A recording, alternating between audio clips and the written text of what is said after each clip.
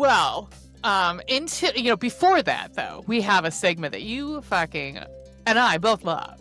Yes, I love the segment And so now we might have much. a theme song for it. I fucking hope so. Yeah. I would like to use one of those. Yeah. Anywho, I would love to tell people about it if you're cool with that, because you're telling me cool this about week it. about a book. I Okay. am. So, we a while ago realized that just the general depth of and breadth of sentient object romance, it's just so vast. And so we were like, you know, it would be fun if we just, like, beginning segment, one of us reads a sentient object romance and then tells the other one about it. So we've been doing that for quite some time, and I love it so much. We call it S.O.S. for Sentient Object Smut. I did it last week. I did Airpeen by Holly Wilde. I have no regrets. No. And this week, it's Ray's turn. We usually try to guess, but like most of the time, the what the sentient object is by the title, but most of the time anymore, like it gives it away in the title. Yeah. And as is the same this week. I can't wait.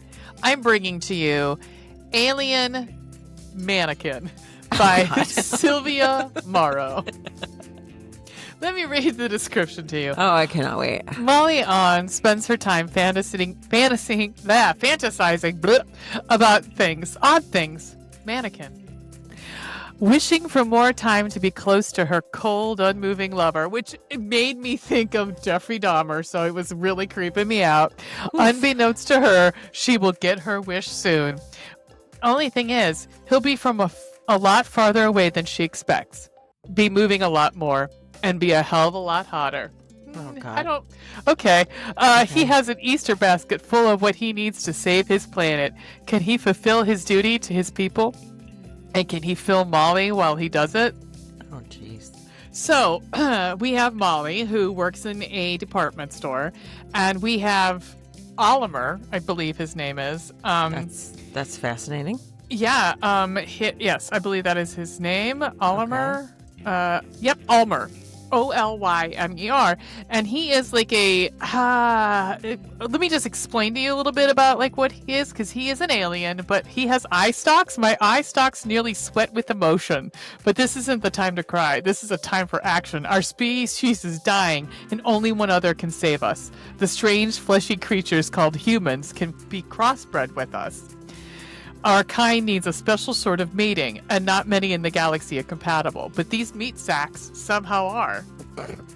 Unfortunately, if we mate with them directly, they explode. Pity. So we need to possess a secondary skin. The substance we're able to control is the substance. No, just kidding. Is called plastic. So lucky for Ulmer, he meets Molly, who again is working at a department store and has a thing for mannequins. Like, she closes the store so she can go and like masturbate with the mannequins. Okay. Yeah, I mean, you know, whatever. But again, Okay. It was a little Jeffrey Dahmer for me. It was a little Jeffrey Dahmer for me. Okay. Here's a little bit about. She describes what her philia is on this one. Autonomophobia, which is kind of what I've got. I've got submechanophobia and mechanophobia, but this is a fear of human-like figures. Thing is, there's also the opposite where people have an attraction to mannequins. It's called agalamatoaphilia. You want to fuck mannequins. I mean, that's really it is. And she's like, that's where I come in. Okay. Yep. So cool. She sees her, a new mannequin. At the same time, so Oliver has come in and he kind of landed in the back. Just happenstance, great. Good luck for him. He happens to like land or show up in the back, the back of the department store, As one room. does. Yeah. And he's like, well, here is a mannequin who looks like a human, because he's like, okay, not a human. This is plastic. Oh, perfect. and it's got an Easter basket because it's for the spring collection. And what they can do is like send their like essence into objects, so that's how he kind of like possesses it. He accidentally like it hits a mirror and it goes into a whole bunch of stuff, and mostly the mannequin and the Easter basket, the Easter grass, and all of the plastic eggs. Oh God. So he's like, okay, well, I gotta mate with a human, and I've got to get them pregnant. Because they are, like, the savior will be they will be able to repopulate with this human bug alien hybrid. So Molly comes in and she's like, hey, big fella. And she's like feeling on the mannequin, and suddenly it's talking to her in her brain. Oh, God. So she says, the one in front of me wearing a white top and pants, ready for an Easter picnic, is tall, trim-bodied, and broad shoulders. They've given it powder blue eyes and rose petal pink lips to match their molded blonde hair. Slowly, I run my hand up the mannequin's hard stomach, sliding underneath his shirt to feel that fantastic plastic skin. Shivers run through my body at that first contact of palm against polymer. Such a perfect object. No hair, no sweat, pure and still for me. I'm telling you, Jeffy Dahmer, okay? So then, this is all of Almer, how he, luckily for Almer, they also have fated mates. And guess what? Thank God. Molly is his fated mate. Wonderful. Of course, in form, she is nothing like us, but her jiggly tan flesh and the fur at the top of her head reminds me of the female crystanoids I've met. I must find a way to get inside of her, perhaps while she's unconscious. No, that wouldn't be right. I want to seek permission first, if possible. There you go. I like consent. I like that. Mm-hmm. So they start, like, she starts to freak out, and then she's like, well, maybe. I mean, he kind of convinces her. He's like, I can meld. So what he does is he molds a penis on the mannequin. Like, he's in the mannequin, but he uses the eggs to, and he also ties her up with the Easter grass. But because he's also part of the Easter grass, and it slides like a snake onto her. And then he molds a penis with the eggs that he's in. Are they going to get stuck in there? No, it's not like an ovipositor. I thought that was going to be like how it was. But he does it. Okay. She says, is this my chance to with a mannequin? My dream come true? Why would I waste it? Because you don't want to get knocked up and sent to another planet, idiot. So, yes, please tell me, Oliver. Talk dirty to me, alien. Fuck yeah. If I was in my natural form, I would grab hold of you with my claspers and insert my penis into you. Spines would extrude from it and embed themselves into your vaginal walls. Ow. Hundreds of small eggs would erupt from my urethra, forcing them inside your cervix. Ew. Then my penis would explode. What? Releasing my sperm to fertilize the eggs, as well as my flesh and blood to offer nutrition. Okay. The spines would then tie themselves, holding your vagina close until you are ready to give birth. I would grow a new penis over the course of the year or so. Oh my God. So she's like, no, fuck, no. And then she kind of like... Oh God, my vagina hurts just thinking about that. He says, I can alter this plastic a bit. In this situation, I do not need a phallus, but I admit I want one. It would be solely for pleasure, selfishness. Of course, we could skip that if you would like. Oh, no. That's the part I would like very much. Sure, yeah. So, they start to do it. Okay, he's made a penis. Okay, keep going. Yeah, she starts to blow him. He's like, that's pretty great. I like that. Yeah.